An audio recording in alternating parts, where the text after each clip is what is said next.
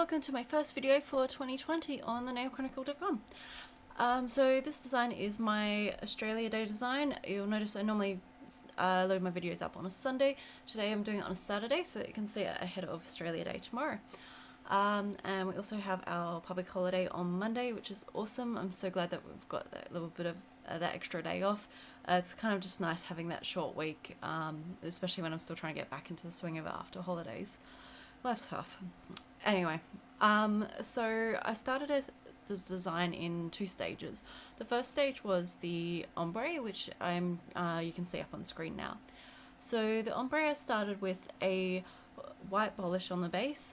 This is to make sure that I've got full opaqueness when I do the ombre itself, and so that I don't have to build up so many layers as I'm doing the ombre. I still ended up doing about 4 layers for the ombre, but that's very thin layers, and you just sort of kind of keep circling it around the hand. I only do one hand at a time. With the latex barrier that I put on, it gets a bit sticky and a bit hard to manage doing both hands at the same time. So when I very first put the polish onto the sponge, what I recommend doing is putting a layer of each color on and then doing that again without even touching your nails. The reason for this is that first layer always seems to get just absorbed into the sponge. And so if you're going to put it straight onto your nail with just one sort of layer of polish on the sponge itself, I find it just doesn't work that well. And by putting that second round of polish on, it sort of sticks a lot better and puts more onto the nail, which means I'm not having to do as much work, which is a lot better. And so there's a couple of different styles of ombre you can also do. So you can just do 2-tone ones. You could do 7-tone if you're feeling brave. My personal favorite is 3. I've also done a few 2-tone ombres. I'm hoping to do a few more this year, but we'll see how we go. It depends on what designs pop into my head. I didn't do as many as I have done in the past last year, so we'll see what happens. Anyway, so I just keep going along, putting the polish on and dabbing at each nail, making sure not to double up too much, otherwise it has a tendency to lift it up, particularly if the sponge starts becoming dry. And yeah, so once I've done, I've just grabbed my tweezers.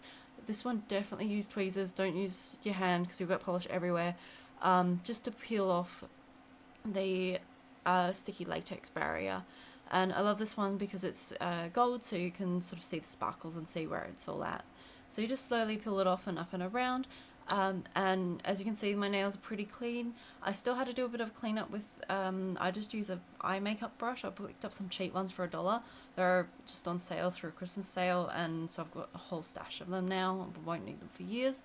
And I just did that into some nail polish remover. So moving on to my second stage, and you've seen me stamp before, so there's more detailed stamping videos, but I thought I'd show you this one anyway.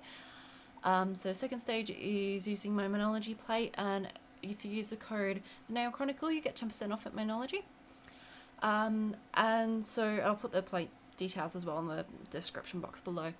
I just used Conad Black. I scraped a little bit on. I was going to do reverse stamping, but given that the ombre took so long, I was just feeling like keeping it simple, and it kind of was added a nice contrast having the black against the blue and the white. I found the top blue that I used was a little bit dark for the black to show up clearly, and so when I realized that, I kept the images more towards the bottom of my nail rather than the center, which is where I sort of put the first one. And there's 2 ways of also clearing your stamper if you've got a little bit of excess. One is put it on your stamping mat, which is a cleaner way so you don't get it all over your hands.